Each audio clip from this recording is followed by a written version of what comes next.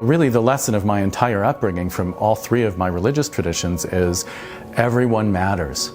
Everyone matters. Those with privilege, those who have power, should use it in the universe to make a difference.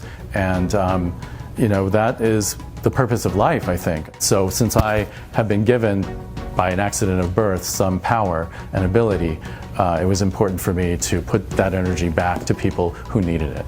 Thinking back on it, I realized that I kind of always have naturally gone into the teaching role, and I have to say it's probably my mother's influence. One of the things I like about being a professor of medicine is that, I'm working with these young doctors that are nearly physicians, but I also get to work with pre-medical students who might even be in high school. For a long time, I mentored kids in the HEAL program at Cathedral City High School.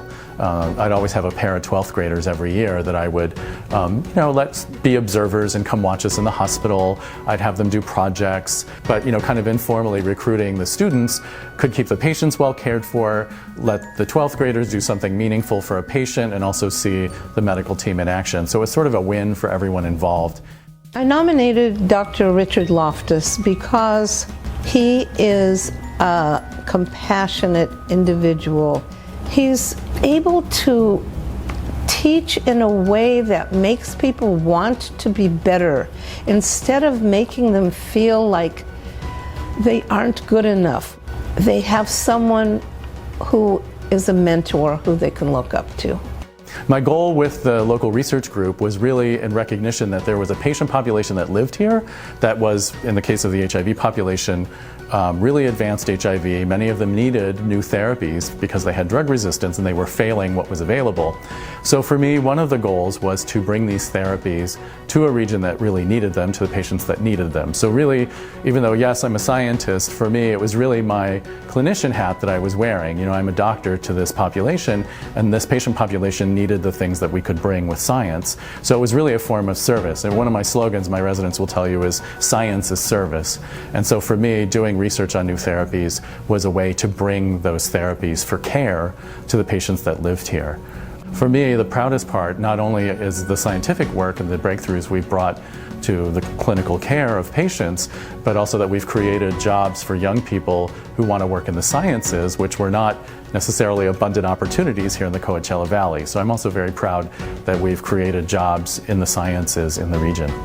There is no other physician of such incredible brilliance in dedication to his patients, as well as dedication to research and to social justice, willing to put himself on the line. Rick is there for us, always ready to help.